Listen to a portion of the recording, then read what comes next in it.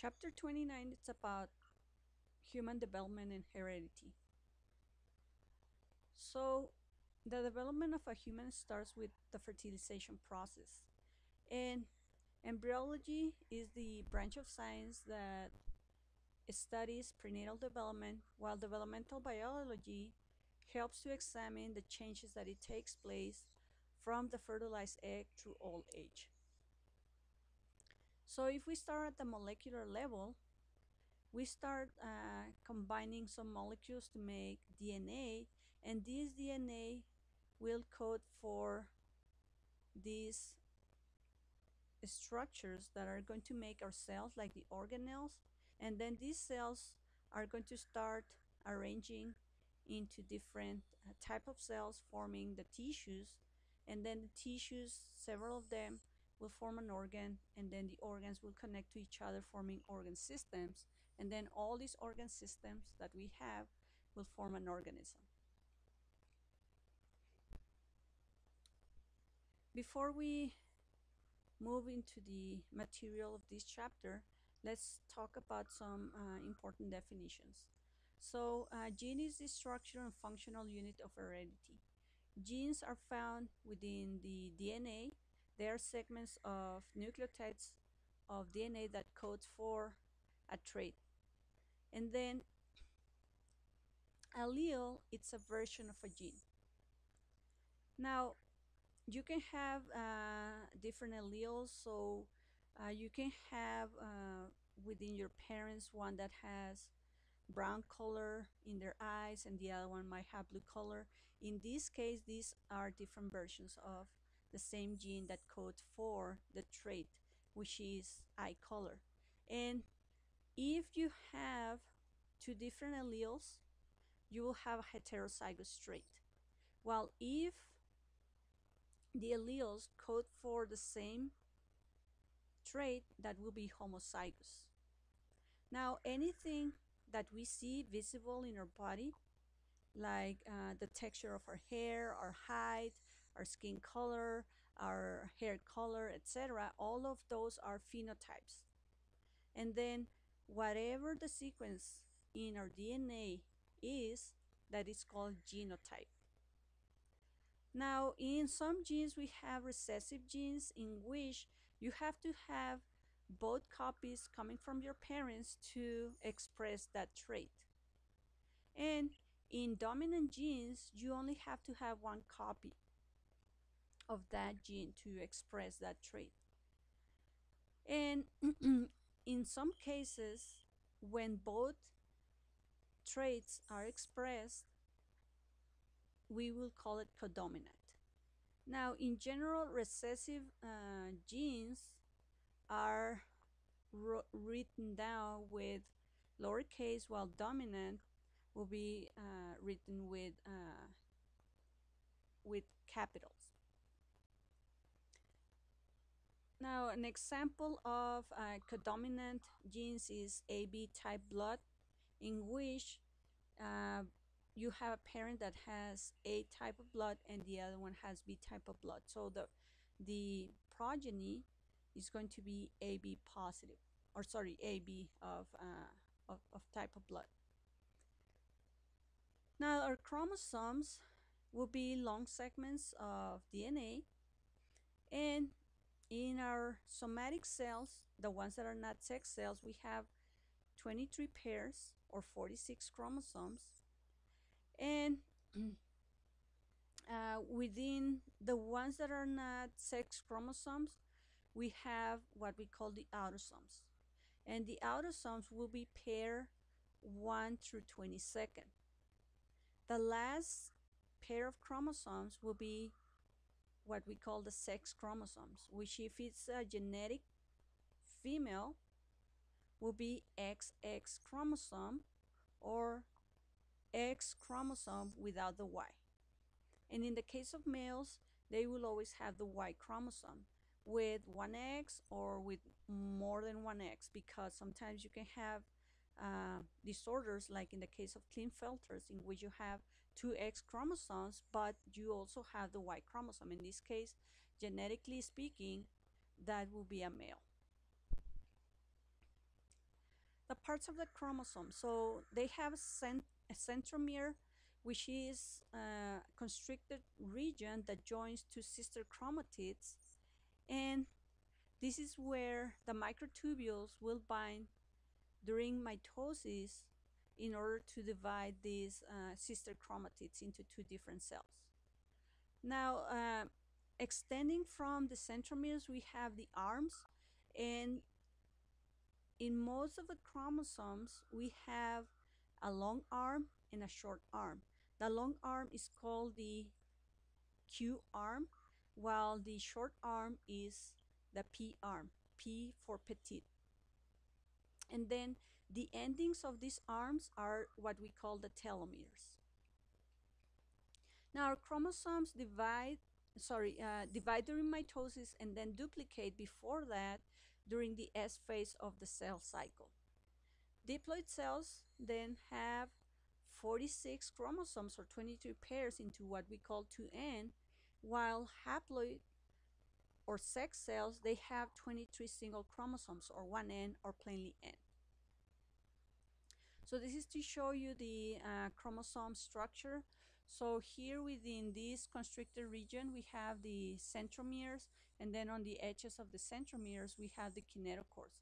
These two long structures that you see here are what we call the sister chromatids. And then in here, above the centromere, we have the short arms for these sister chromatids, and here we have the long arms, and then these endings is what we call the telomeres. And all these fibers that you see here, it is compact DNA. In order to study the number of the chromosomes and if there is a structural defect, we can do a karyotype. And when you do the karyotype, you have to extract this chromosome from the nucleus. You can stain the chromosomes, take a micrograph, and then you organize these chromosomes in pairs. The longest pair will be number 1 that you can see here on the top left. And if you continue with the numbering, the shortest chromosomes will be pair 22nd. And this pairing is homologous chromosomes, so they are organized by pairs.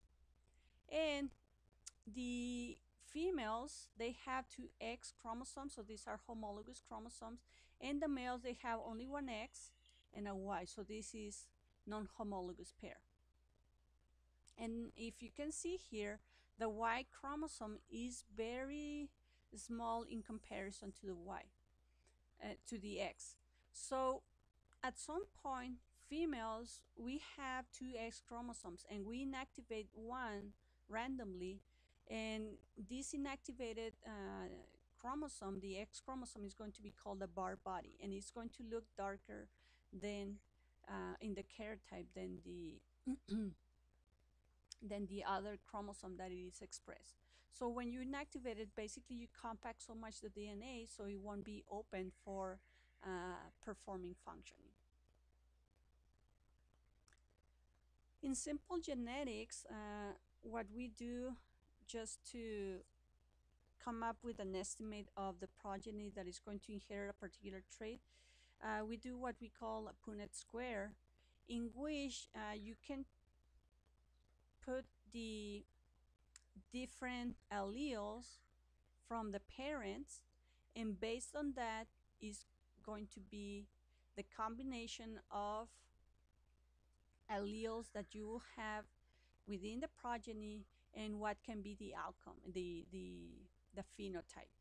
So in this case, for someone to inherit cleft gene, it has to have 2 dominant genes, C and C capital, as you can see here, or 1 dominant C in this case, and a recessive C in here. So whenever someone has then homozygous dominant, in this case two big C's, this person of course will have definitely the cleft gene. But if you have heterozygous recessive or dominant, whatever you want to call it, as long as you have this big C that codes for cleft gene, the progeny will have cleft gene. So this is a potential then genotype for John Travolta in this case. You can have two dominant, or you can have one dominant and one recessive for cleft gene. If you don't have a cleft gene, you have to have the two recessive CC, so small c. And then in here, we can see how this combination comes. So in this case, in the top, we have two egg cells, one with dominant for cleft gene, and the other one is recessive for cleft gene. And in this case, for these sperm cells, the father sperm cells, we have dominant for cleft gene and then recessive for cleft gene. So if you combine these two, dominant, the one for the egg cell and the one for the sperm cell, you will end up with a progeny that it is homozygous for cleft gene. So this will having homozygous dominant, so definitely the progeny is going to be having this cleft gene. In the next combination, we will have a dominant coming from the egg with a recessive coming from the sperm cell. In this case, you will have heterozygous dominant, but definitely since you have the dominant for cleft gene, and this is a dominant trait, you will have this cleft gene.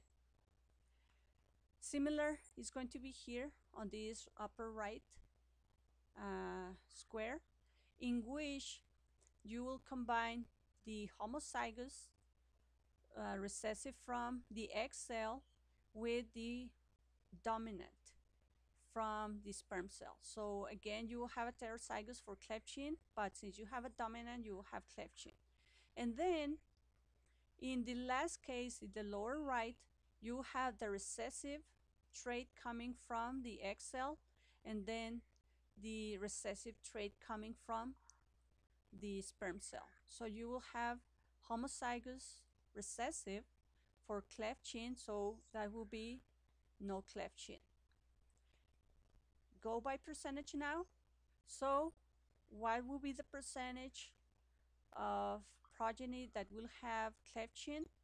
It will be 75% versus 25% that it won't have this cleft gene. This is simple genetics. This is a trait followed by what we code in a single gene, but most of our actually traits that we have are more complex than that. It's not as simple as this. It's what we call polygenic inheritance.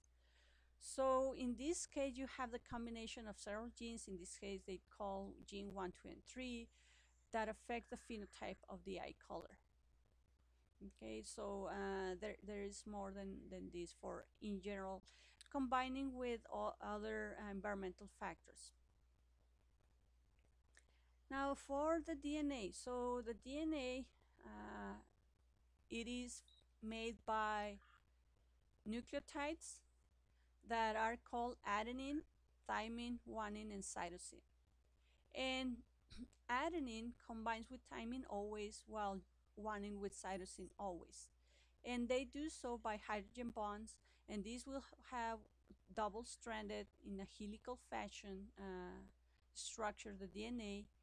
And the combination of several of these A's and T's, G's, and C's will make the genomic sequence that we have, and then they will form these genes.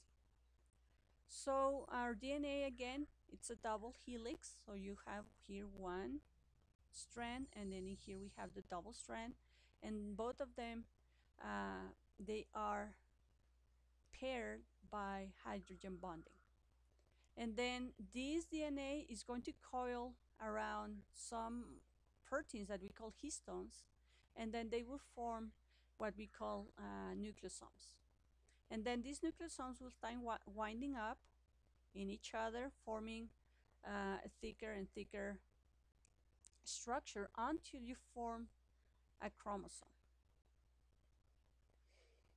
And then again, this duplication of the DNA whenever the cells are undergoing mitosis, because the cells, they are repairing a damaged tissue, or because the cells are growing. You do so in the part of the cell cycle that we call the S phase.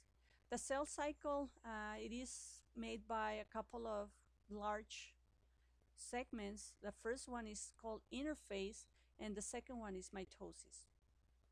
During interphase, we have G1 phase, in which you are preparing the cells to grow, doubling the material that is required previous to the synthesis of DNA during S phase. And then the cells, once they duplicate their DNA, they undergo this second phase, or third phase of interphase, that we call the G2, in which the cells, they are getting ready to undergo mitosis. And then mitosis is made by these phases: prophase, in which the chromosomes condense and they form visible structures within the nucleus. And then you have metaphase, in which the chromosomes align in the equator of the cells, and then they are connected to the poles of the cells by these microtubules. And then during anaphase, you pull the chromosomes away from each other. And in telophase, you start putting these chromosomes within the nuclear membrane of the almost two new daughter cells. And during cytokinesis, you divide the cytoplasm. Now, in mitosis, it is important that you will have no mutations within the DNA. And we have some checkpoints during G2 phase that prevents that from happening. So you give the chance to repair anything going wrong within the DNA, because you don't want to inherit these cells with mutations. So this is just to show you this diagram or these pictures with mitosis. So in here you have the prophase chromosomes that you can see them visibly. And that's a redundant word, I guess. And then in metaphase, you align them in the equator of the cells, and then you start forming these microtubules that are going to bind to the kinetochores in here in the center of the centromeres. And then these microtubules will be bound on the other edge to the centrioles. And then during anaphase, these microtubules become shorter, and they start pulling apart these chromosomes. And then during telophase, these chromosomes are fully apart from each other.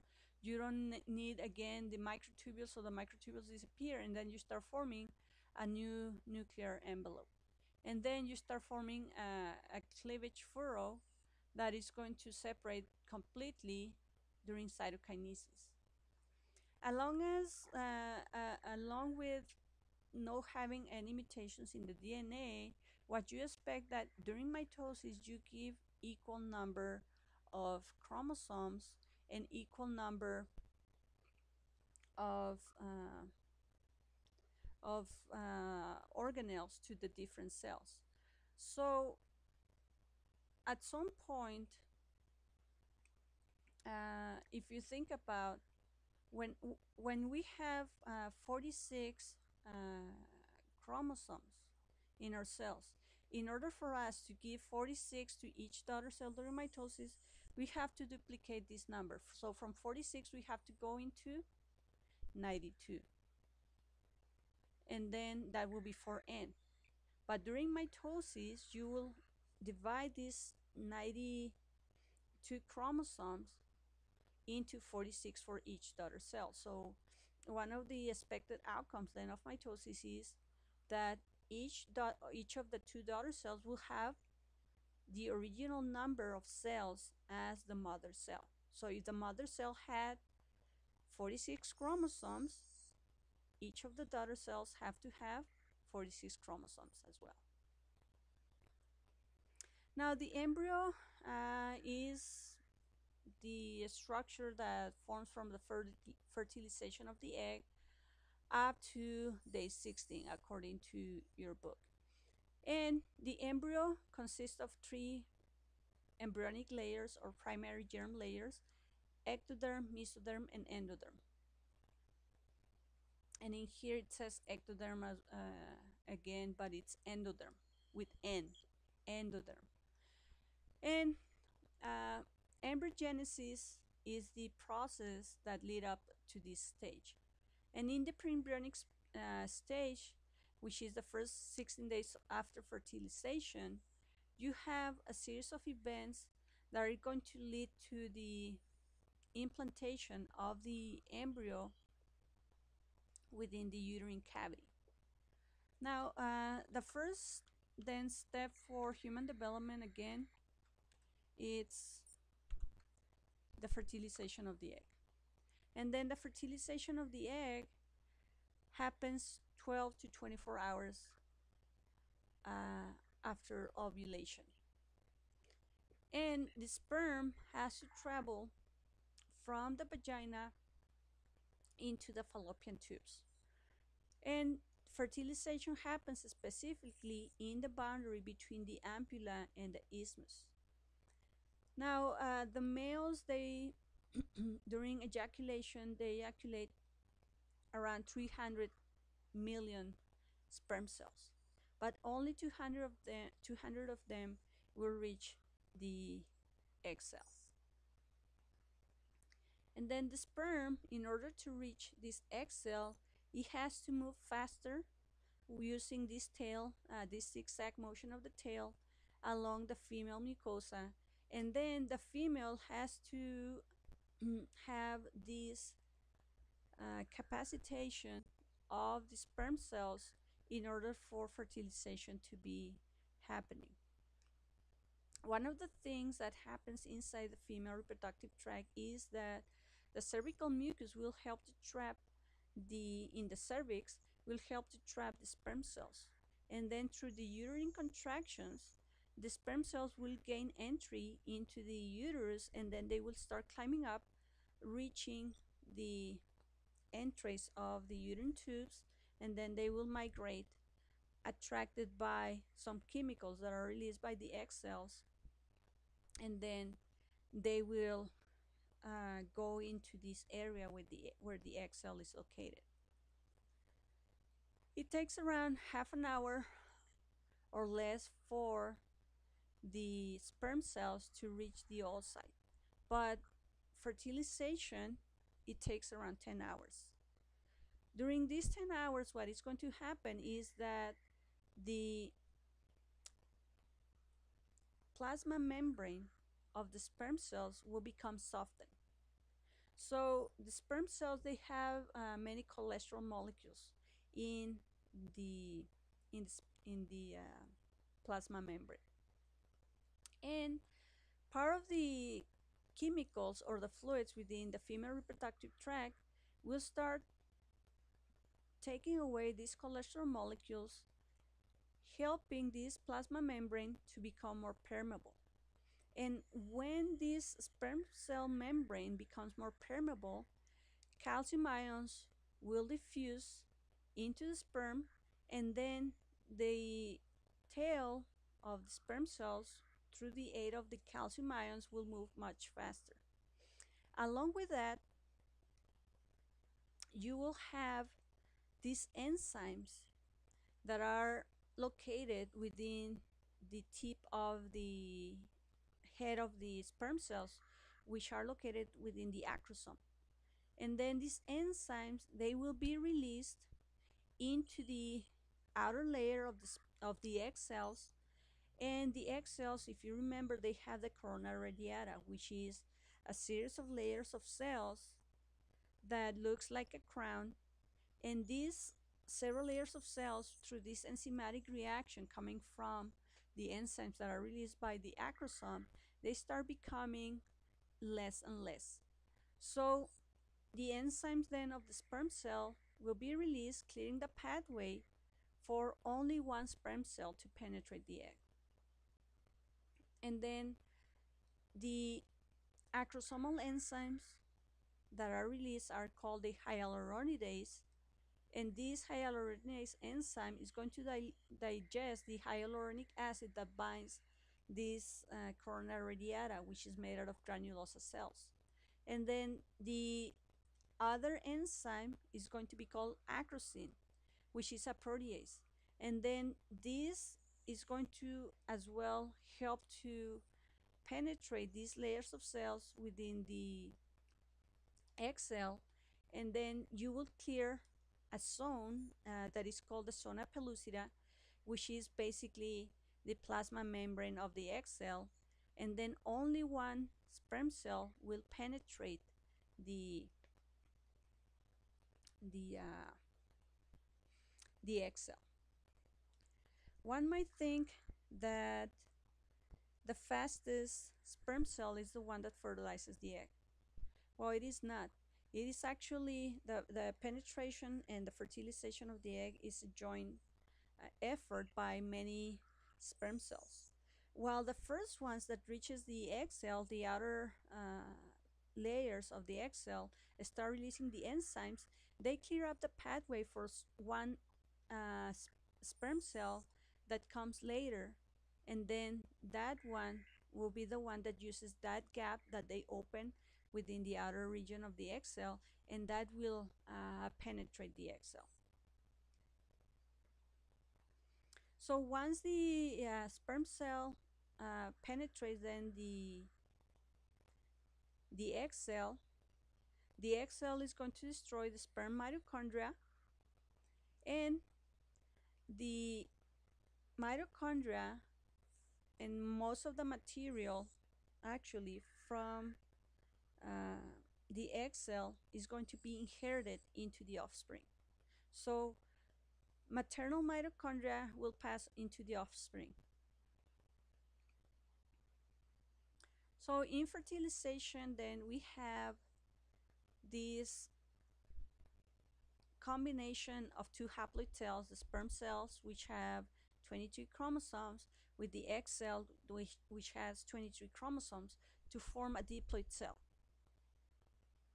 And then you prevent polyspermy or fertilization of one egg from more than one sperm cell by having this reaction within the egg cells that is called the fast block, in which sodium rushes through the channels in the egg membrane, and this sodium will inhibit the attachment of the sperm cells, and also through what we call the slow block, in which we have inside the egg cell secretory vesicles and cortical granules that upon entry of the sperm cells you will have influx of calcium as well, and that will lead to the release of the cortical granules just beneath the plasma membrane of the egg cell that is called the zona pellucida, and this will swell this area the where the sperm cell had fertilized the egg. It seals it, and along with that you will have a chain reaction in which you seal not only the area where the sperm cell had entered into the egg cell, but also the entire zona pellucida of the egg cell, so you don't have more penetration of sperm cells. So in this figure, you can see the steps of fertilization. So in this case, these sperm cells are starting to release their acrosomal enzymes, the hyaluronidase, the acrosin, and they start breaking down these granulosa cells of the corona radiata. And then Like I told you before, many of them they are surrounding this egg cell, and the one that actually finds the most optimal gap is the one that is going to penetrate the zona pellucida, which is this, and then it's going to enter. Okay, so you have the acrosomal reaction in this case, and then you will have, once this egg cell is fertilized by this sperm cell, you have what we call a cortical reaction, in which you release these granules, you seal this area and the rest of the uh, plasma membrane, the zona pellucida, preventing polyspermy. So you will reject these sperm cells.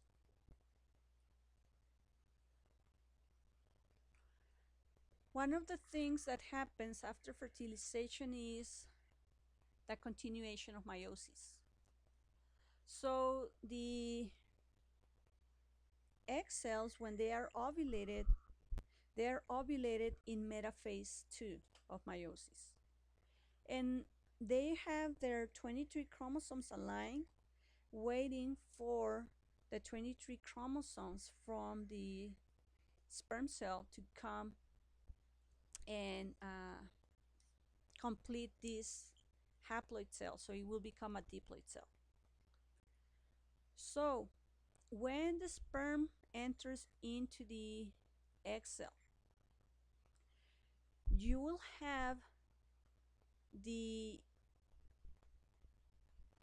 separation or the fusion of this sperm cell plasma membrane, the fusion of this sperm cell plasma membrane with the fusion of the egg cell plasma membrane. And the the nucleus of the sperm cell is going to be free up in the cytoplasm, and is going to form what we call the male pernuclei. And then the egg cell is called the female pernuclei. They both will become together. They will get physically next to each other, and then they will fuse, and this is the start of actually life. This is what we call amphimixis, when the egg cell fuses with the nuclei, or the pernuclei of the egg fuses with the sperm cell pernuclei. And from there on, you will call for a certain period of time the zygote, or fertilized egg. And then you start undergoing a series of cell divisions that are going to lead to the formation of the different types of tissue that we have. Now, in some cases, two egg cells will be fertilized by two different sperm cells, and then you will form what we call dizygotic twins. Most of our twins that we know, or most of the twins that we know, are dizygotic twins, and they are not genetically identical, but they will, of course, form during the same time, and they are implanted on separate parts of the uterine wall, and they will form their own placenta. In the case of monozygotic twins, it's a single egg that it was fertilized by one sperm cell, but during this process of division of the fertilized egg cell, the zygote, the embryoblast, one structure that we call the embryoblast, will split in two, and then they will form these two different human beings that are genetically identical almost, and they are of the same sex because, of course, they come from fertilization of one single egg cell by one sperm cell. And this is how the dizygotic twin look like. So they will have their own placenta, and they will be separated by this partition.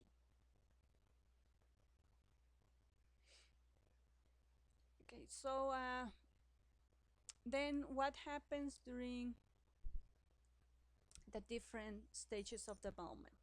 So pregnancy is subdivided into trimesters. So during the first trimester, that it goes from day 0 up to 12 weeks, you will have the formation of the different organs, and this is the most vulnerable time for the embryo, because as you're forming these tissues, these organs, you can have mutations that are deleterious for the human being, and in that case, actually most of the embryos die within the first trimester, and that's when more insults, environmental insults like intake of drugs, alcohol, etc., or infectious diseases can affect the embryo.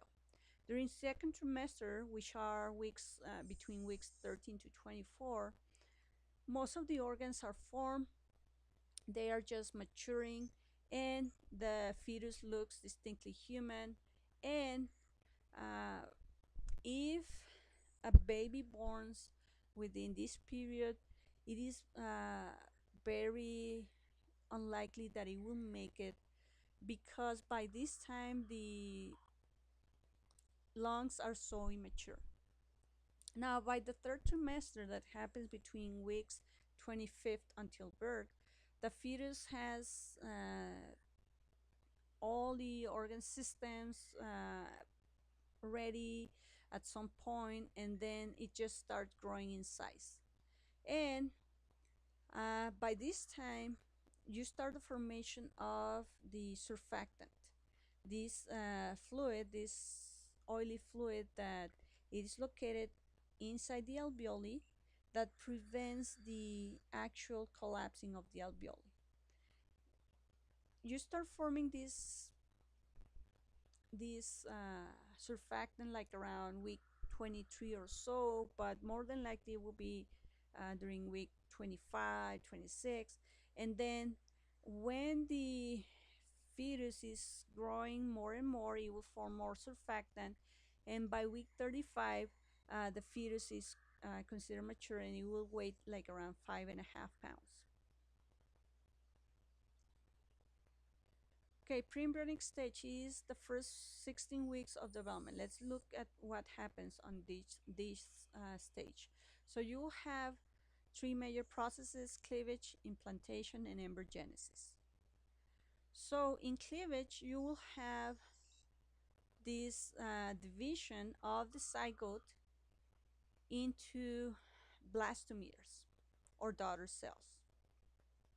The first cleavage will be around 30 hours after fertilization, and you will have two blastomeres. And then as the time is passing, your two cells, your two blastomeres, will divide again, and then they will form four blastomeres. They will divide in half. And then these four blastomeres will divide in half, and then will form eight. And then these eight blastomeres will divide in half, and they will form 16 cells, or 16 blastomeres. And at this stage, which is 3 days after ovulation, you will have what we call, in fertilization, of course, you will have what we call morula stage. 16 cells into what it looks like a mulberry. And then these 16 will divide again in half, and they will form 32, 32, 64, 64, 128. And as this is going, this process is going of cleavage, you will have migration of these different cells into the uterine cavity. So by days 4 to 5, your morula will reach the uterine cavity, and the zona pellucida will disintegrate, and it will release the blastocyst. The blastocyst is going to be a structure that resembles a hollow sphere, and it will have another layer that is called a trophoblast. The trophoblast is going to have two different layers of cells, and the outer layer of cells is going to be squamous cells, and within one ending of this blastocyst, you will have a clump of cells that we call the embryoblast or inner cell mass. And the embryoblast is going to be surrounded by the blastoquel, which is going to be the internal cavity, and within this blastoquel we're going to have fluid. So this is the migration of the conceptus or the zygote. So in this case, after ovulation, when the secondary oocyte starts migrating and it is fertilized here between the ampulla and the isthmus at this boundary, you will have the zygote. And then at 30 hours, this zygote is going to split in half, or is going to have cleavage, and it's going to form these two blastomeres or two cell stage. And as it's migrating towards the uterine cavity, you form 4 cells, 8 cells, 32, 64, etc. And the blastocyst, if you make a section, is going to be this hollow structure that is going to have these trophoblast cells here outside, and then it's going to have this conglomerate of cells that we call the embryoblast.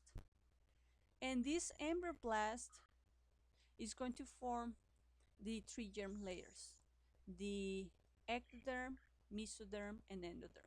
And around day 6 or 7, you have implantation of the blastocyst.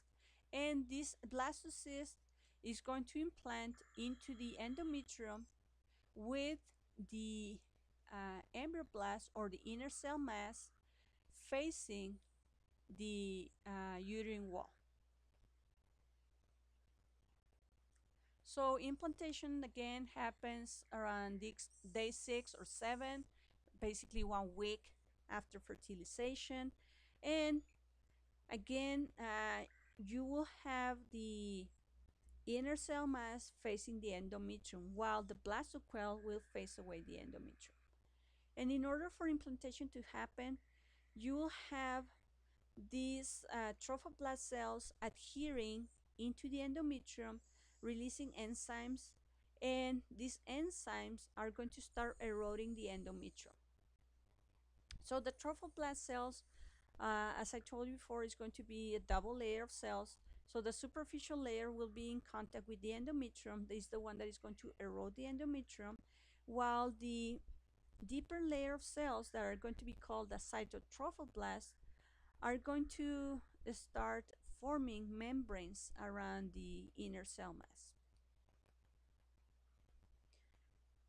As this erosion of the trophoblast cells, the outer trophoblast cells, happens into the endometrium,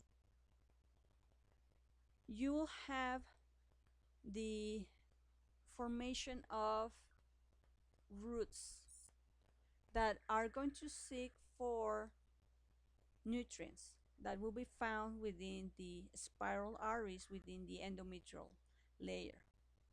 So the syncytial trophoblast, the outer layer, is going to digesting the endometrial cells along the way in search for blood vessels.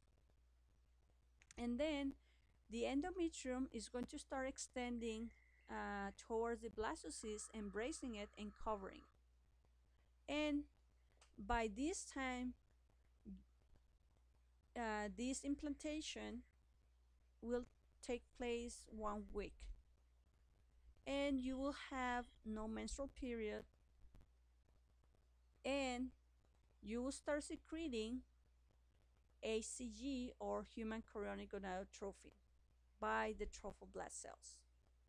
This HCG is going to be important because it's going to stimulate the corpus luteum to keep secreting estrogens and progesterone. Estrogen is going to be a growth factor and is going to maintain a thickness within the endometrium together with the progesterone, so that you can have nutrients going into the embryo. And then the ACG levels then rise in the mother's blood until the end of the second month. Now the trophoblast is going to develop into the chorion as it's eroding into the endometrium. And then you will have chorionic villi that is going to connect to these blood vessels within the endometrium of the mother. And then you will have this diffusion of nutrients and oxygen between the maternal blood vessels and the fetal blood vessels. So this is what happens during implantation. So again, the embryoblast facing the endometrium. This is the trophoblast. And the trophoblast is going to release hyaluronidase enzyme, and then it's going to start eroding these endometrial cells, and then it's going to start forming these syncytial trophoblasts, while the inner cells are going to be called the cytotrophoblasts that are going to embrace this inner cell mass, and you will form what we call the embryonic hypoblast. As time is passing, like around day 16, you'll have a completely enveloped uh, blastocyst. Well, it's not going to be called blastocyst in this case, but you'll have a completely enveloped structure inside the endometrium. And you have the formation of this chorionic villi in here that is going to search for these blood vessels from the mom, and then you have diffusion of nutrients between the maternal blood vessels and the chorionic villi. As this is happening, you have the formation of two distinct layers in the embryonic disc that we call the hypoblast and the epiblast. And out of these, you will form the three germ layers, which we will call the endoderm, mesoderm, and ectoderm. And you will form this yolk sulc that is going to form the actual blood within the fetus and also other cells.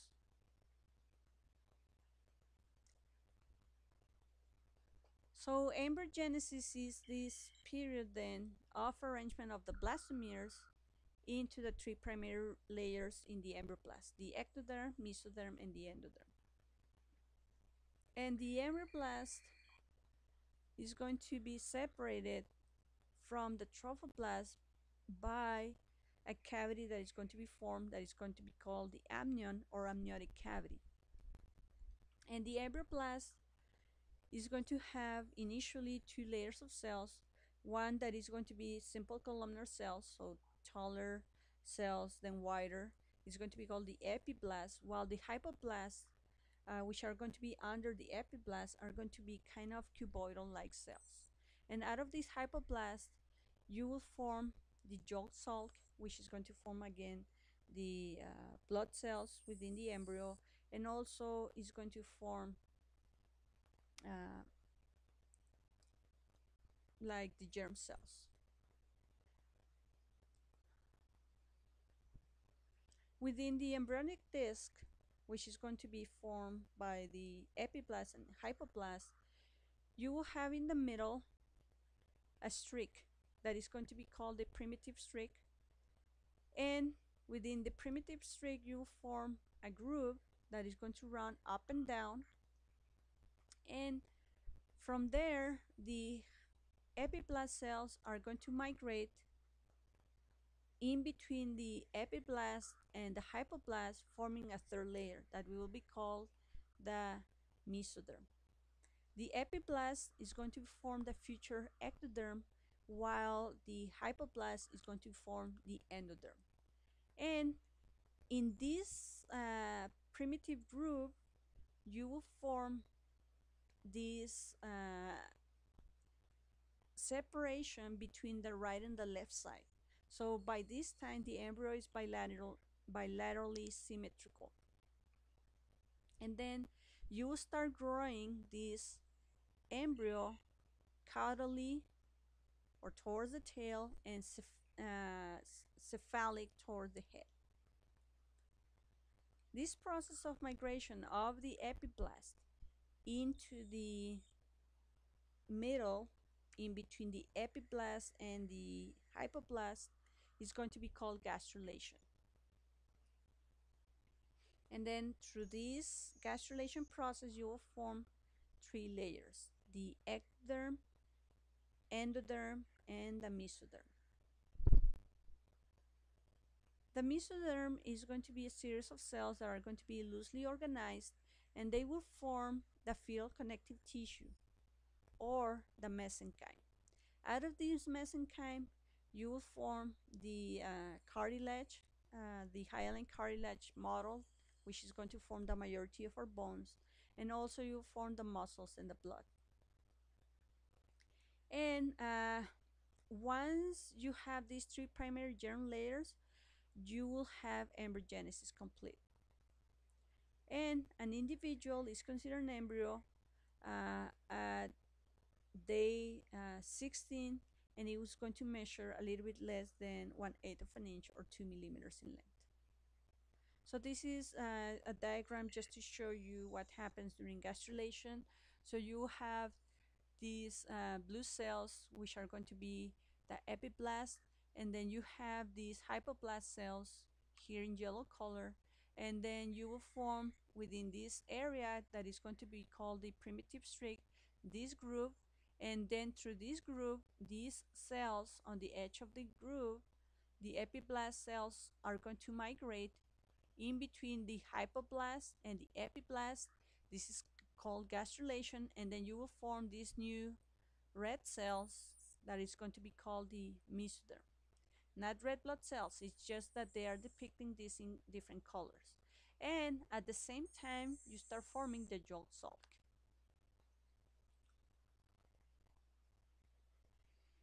So some problems that can happen during embryogenesis is what we call the ectopic pregnancy, in which you have implantation of the blastocyst out in any area outside the uterus, including the abdominal cavity.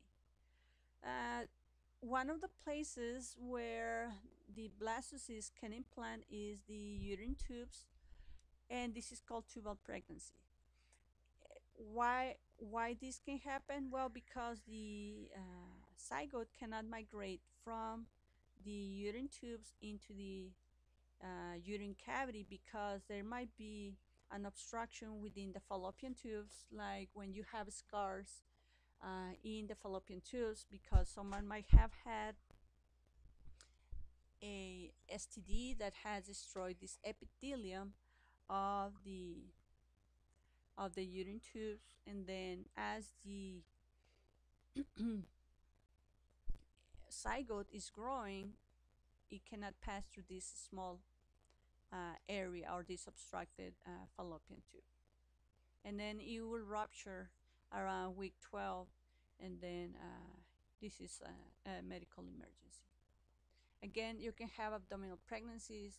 For incredible as that looks, some of them, they can make it up to term, and then they have to be delivered, of course, through C-section.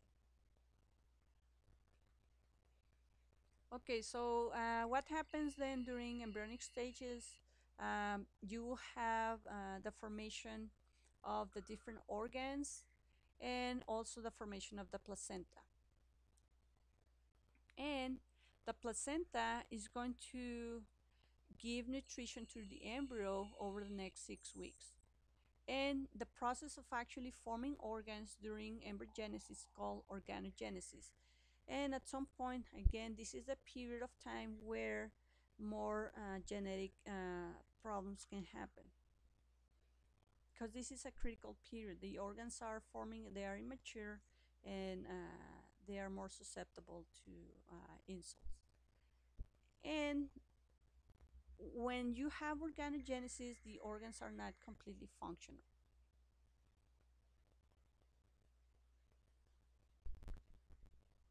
So during embryogenesis, as you're forming some of the organs, you form from the embryonic disc, you form a cylindrical form. So the cells start growing anteriorly and they will fuse in the middle. And as the embryo is elongating, it's going to form a C shape that it looks like if it was a shrimp. And you have the formation of a head and a tail that almost touches because you have this C shape. And at some point, you will start having the formation of the neural tube.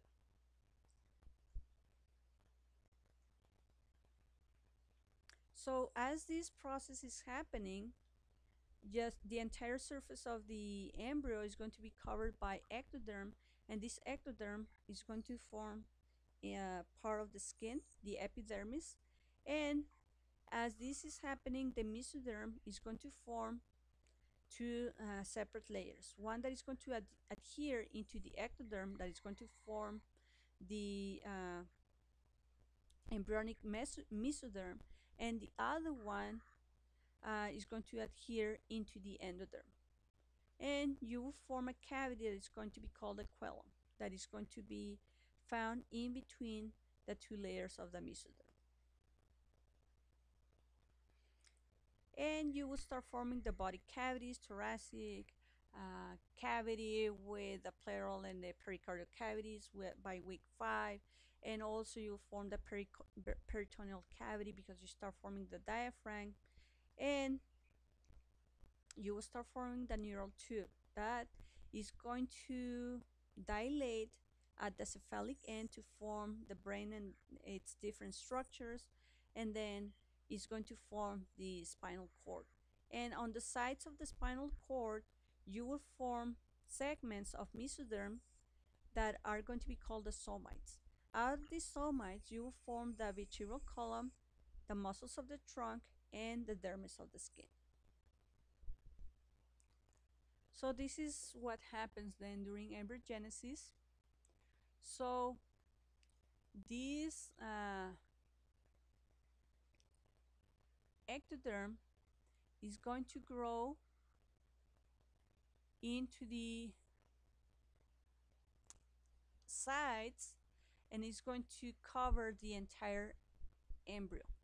And as this is happening, you will form these C-shaped structures with a cephalic end and a caudal end. And you will start forming this secondary cavity that is going to be called a quelum. And you will start also forming your neural tube and your somites here on the sides of the neural tube.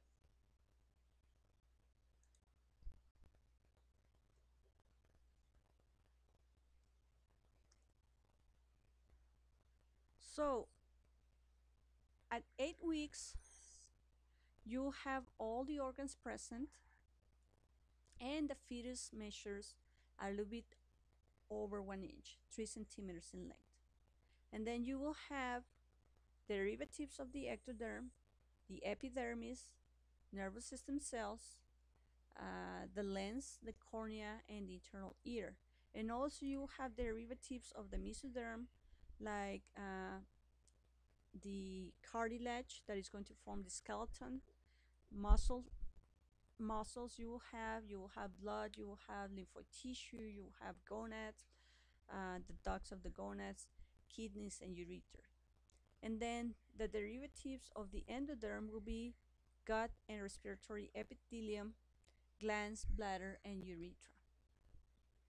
Okay, so before we continue on, then let me give you the key points for this chapter. So fertilization again happens at the boundary between the ampulla and the isthmus. And then the structure that is likened to a mulberry is called the morula. The inner cell mass of the blastocyst will form the embryo. That's a third key points. So the inner cell mass of the blastocyst will form the embryo, and the embryonic germ layer that forms the linings of the respiratory and the digestive tract is going to be called the endoderm. So the endoderm, this is the fourth key point, is the embryonic germ layer that forms the linings of the respiratory and digestive tract. And then if fertilization occurs, the corpus luteum is maintained because the embryo secretes human chorionic gonadotrophin. That's the fifth key point. So if fertilization occurs, the corpus luteum is maintained because the embryo secretes HCG, or human chorionic gonadotrophin.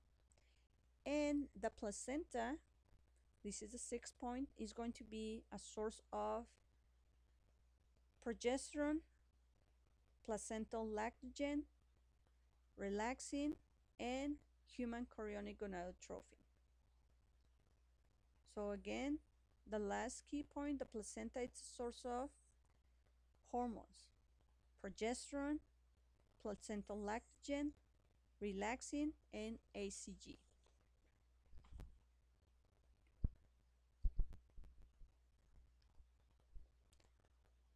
So this will be the characteristics then of the end of the week 4. So you will have this C shape, and at some point you start forming these arm buds, and then the heart will be here, and then this will be the lens. And by week 7, you will have definitely the arms, the legs form. You can see the eye, the ear. You can see the liver in here at some point, and the formation of the umbilical cord. By week 8, the embryo, it is connected into the placenta by the umbilical cord, and it is surrounded by the amnion and the amniotic fluid in here, and then you can see distinctively human characteristics. And by week 12, you can see pretty well, very well formed embryo. Okay, so during embryogenesis, you also form these embryonic membranes, accessory organs that develop within the embryo. So will be the placenta, the umbilical cord, the amnion, yolk sac, allantoids, and the chorion. The amnion is the sac that develops from the epiblast that surrounds completely the embryo, and it is filled with the amniotic fluid that protects the embryo from trauma, infections, changes in temperature, and provides like a little pool where the embryo can move around, helping for the embryo to develop its muscles. So one of the other functions of the amnion is that since you will be floating in this amniotic fluid, it will prevent the attachment of the body parts, helping for developing bilateral symmetry. And the amniotic fluid is going to be swallowed by the fetus, and then is going to be urinated by the fetus. Now, initially, the amniotic fluid is formed by the filtration of the mother's blood plasma, and the fetus, as it's urinating, start forming the kidneys and start urinating into the amniotic cavity. It will contribute to the majority of the volume of the amniotic fluid. And at term, the baby will have between 700 to 1,000 milliliters of amniotic fluid. And the mother will filtrate this fluid, so basically we urinate for the baby as well. Now the yolk sac is going to be this membrane that arises from the hypoblast, and is going to hang the embryo on the ventral side, and is going to contribute to the formation again of the red blood cells, the gastrointestinal tract, and the germ cells, the future egg cells or the sperm cells. And then out of these membranes, we also have the allantoids, which is coming from the yolk sac. It's going to be an outpouching of the yolk sac, and it's going to form the umbilical cord, and it will become also part of the urinary bladder. The chorion is coming from the trophoblast cells, if you remember, and is going to have this villi that is going to be important for the absorption of nutrients and also the absorption of oxygen from the maternal blood vessels. So as the pregnancy is advancing, the villi of the placental region will grow and branch, while the rest of them will degenerate, and they will form what we call a smooth chorion. So the villus chorion is going to be shaggy, and is going to be part of the placenta attachment into the endometrium. So it's going to form the fetal portion of the placenta, while the smooth chorion is going to form part of the maternal portion of the placenta. And that's how you distinguish the maternal side versus the fetal side of the placenta.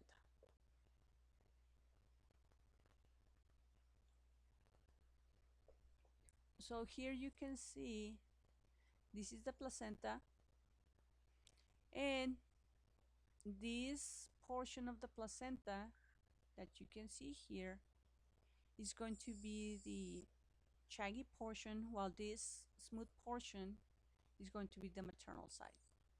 And you have here the umbilical cord, part of the yolk sac in here, and then you have here the amniotic cavity with the amniotic fluid, and you will have all this happening, this implantation, hopefully at the superior lateral wall of the uterus.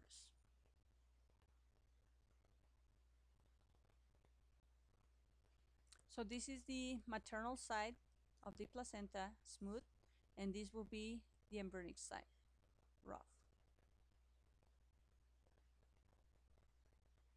So where does the baby get its nutrients? Well, it gets nutrients from the endometrial glands, which will be rich in glycogen, and also from the nutrients that receives through the blood vessels, the spiral arteries within the placenta. And also the nutrients will come from the placenta itself. So progesterone from the corpus luteum will start stimulating the decidual cells, part of the cells that surrounds the embryo, the fetus in the endometrium, to proliferate. And as this proliferation is happening, you have more storage of glycogen, proteins, and lipids that helps to provide nutrients to the embryo. And this will be the only mode of nutrition for the first week after implantation. However, you have also nutrients coming during the 8 weeks as the placenta is forming. And the placental nutrition is going to diffuse from the maternal blood through the placenta into the fetal blood. There is no physical connection then between the fetal blood vessels and the maternal blood vessels. And the placental phase of nutrition will begin between weeks 9 through 12. And as this is happening, you'll have more reliance into the placental nutrition than in the nutrition coming from the trophoblast cells that were induced by to form nutrients by the action of the progesterone. So placentation will be then the name for development of the placenta, and this placenta is going to be important then to form all these hormones that we talk about that helps as well to absorb the nutrients into the uh, into the embryo. Now the chorionic villi, once it reaches these blood vessels from the maternal side, it will connect into these lacunae, which will form what we call the placental sinus. And then the mesoderm will grow into the villi and gives rise to the blood vessels that connect the embryo via the umbilical cord. So the umbilical cord is going to have two umbilical arteries and a single umbilical vein. And then it will help to bring the blood and circulation of the blood, and the fetal heart will pump the blood, and the blood will flow into the placenta by the way of the umbilical arteries, and then the umbilical vein will return the blood.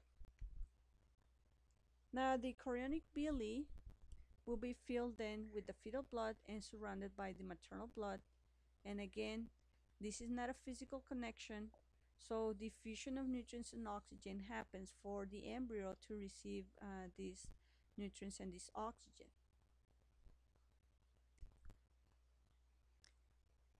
And as the placenta grows, the villi will grow again and they will branch, and then the membrane become thinner and more permeable, so you can have more absorption of nutrients and oxygen because the fetus is growing fast and then it requires a lot of nutrients. So that's why females, when they're pregnant, they become more hungry because most of the nutrients they are passing into the fetus. And then of course the placenta also becomes permeable to nicotine, alcohol, and other drugs, so it's very important for the female to avoid intaking this.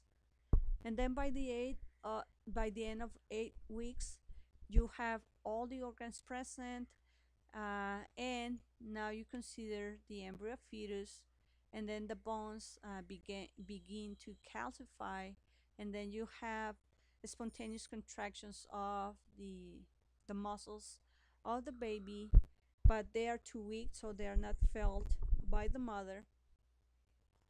And then you have heart beating by the starting of week 4, and then you have circulation of the blood, and then the heart and the liver are so big that they form a ventral prominence that you can see it in the ultrasound, and the head is nearly half of the total body weight and length. And then the fetus is the final stage of the prenatal development, and then you start the formation of a maturation of the organs from week 9 until birth. And then you have unique aspects of the fetal circulation in which you have umbilical placental circuit, and then you have formation of shunts. The fetal circulation is very different than the neonatal circulation. So some of the things that happens is in the umbilical placental circuit is that the internal iliac arteries give rise to the two umbilical arteries, and then in here the blood oxygen is low, and you have this because you have the formation of fetal wastes, and the umbilical artery is going to discharge this waste into the placenta, and it's going to load oxygen and nutrients to return to the fetus through the single umbilical vein. So the umbilical vein is going to be rich in oxygen, while the umbilical arteries are going to be rich in CO2, and the umbilical vein will carry this venous blood to the liver to nourish it, but not all the blood into the liver. The liver is immature, so it is not capable of doing many of the functions that are done after we born. And then you have to have a shunt of blood starting at the liver. This is called ductus venosus. So you will have direct blood draining into the inferior vena cava. And once we born, this ductus venosum is not going to be needed anymore. So we close it, and then we form what we call the ligament, the venous ligament or ligamentus venosum. And you have in the inferior vena cava the placental blood mixing with the fetus venous blood, and then you will flow this blood into the right atrium of the heart. So this is the first shunt of blood that we have in here, the ductus venosus. So here we have this umbilical vein that it is depicted in red because it carries oxygen-rich blood from these placental blood vessels into the fetus.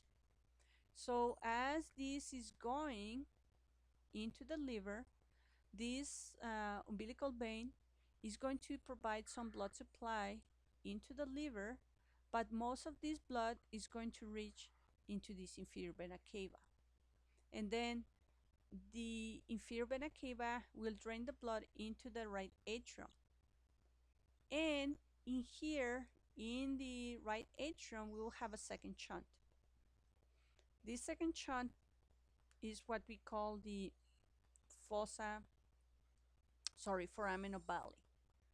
And then the foramen ovale will help to transfer this oxygen-rich blood and nutrient-rich blood from the right atrium into the left atrium, so that this blood can be pumped into the general circulation through this aorta. And when we're born, we close this foramen ovale, and then you have the fossa ovale. Not only we will have this, but we have also a third shunt.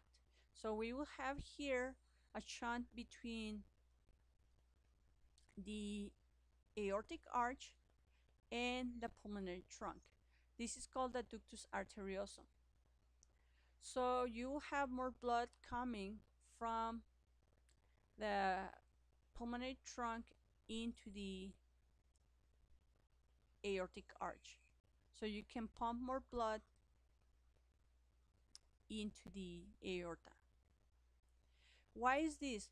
Well, remember that our lungs during fetal life are filled with fluid. So there is no way that we can pump blood into the lungs for oxygenation. So that's why we shunt the blood from the pulmonary trunk that is going to give rise to these pulmonary arteries into the aortic arch. So you pump it in here, the blood will shunt from the pulmonary trunk into the aortic arch, and then it goes into the aorta. And then once we're born, we close this shunt as well, and then instead of calling ductus arteriosum, you call it ligamentum arteriosum. So in the neonatal circulation, there shouldn't be any shunts between the umbilical vein and the inferior vena cava. So you will close this ductus venosum and you will form ligamentum venosum. And then there is no more shunt between the right atrium and the left atrium. So no more foramen ovale. You will have a closure in here. So this will be called the fossa ovale. And then the ligamentum arteriosum will be what it was, the shunt between the pulmonary trunk and the aorta.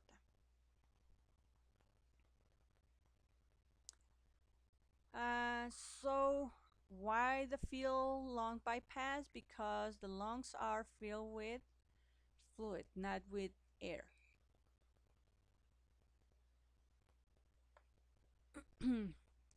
So blood then leaving the left ventricle will enter into the general systemic circulation thanks to these shunts, and then some will return into the placenta, into these pulmonary arteries, so you can reoxygenate the blood, but using this diffusion in the placenta that happens between the chorionic villi and the endometrial blood vessels from the mom. Now, a full-term fetuses then, as is gaining this oxygen and nutrient from the mom, will have an average of length of 14 inches and a weight of 6.6 pounds to 7.5 pounds, and about 50% of the birth weight is added during the last 10 weeks.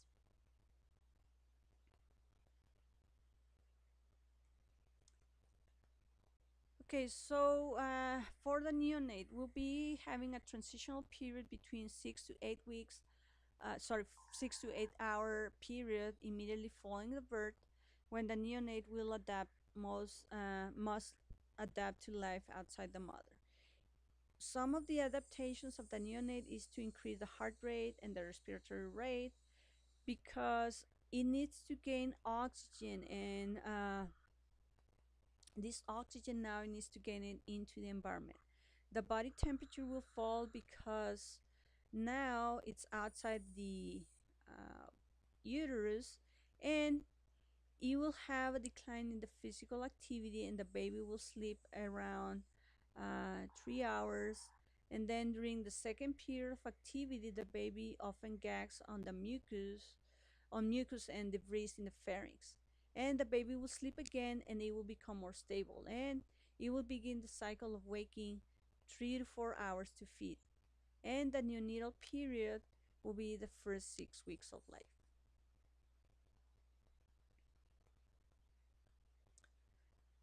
Some of the respiratory adaptations of the newborn is that CO2 will accumulate and stimulate the respiratory chemoreceptors. And it will help because through this, it will make a great effort to inflate the lungs, preventing the collapsing of the alveoli or telectasis during the first few breaths. And during the first 2 weeks, you have tachypnea, which is having 45 breaths per minute, but in them is normal. That will be for adults. Until it reaches this period where you stabilize around to 12 breaths per minute. Again, some of the circulatory adaptations will be that the umbilical arteries and the veins will become fibrous, and through this, you will start, after you're born, the collapsing of these blood vessels because they are not going to be needed anymore. So the umbilical arteries, they will become, after they become fibrous, the superior vesical artery, while the distal part, they will become the medial umbilical ligament of the abdominal wall, and the umbilical vein will become the round ligament or the ligamentum teres of the liver that you can see anteriorly, separating the right lobe of the liver from the left lobe of the liver, and the ductus venosum become the ductus venous become the ligamentum venosum on the inferior surface of the liver. And then the flaps of the foramen ovale will fuse to close the shunt, and they will leave a little depression that you can see on the right atrium that is called the fossa ovale, that is going to form the interatrial septum of the heart. And the ductus arteriosum will collapse and form the ligamentum arteriosum that you can see that it is a little connection between the aorta and the pulmonary trunk. Okay, so with this, we end this chapter. And if you have any questions, feel free to email me. And for those of you, have a good day or good night. Bye-bye.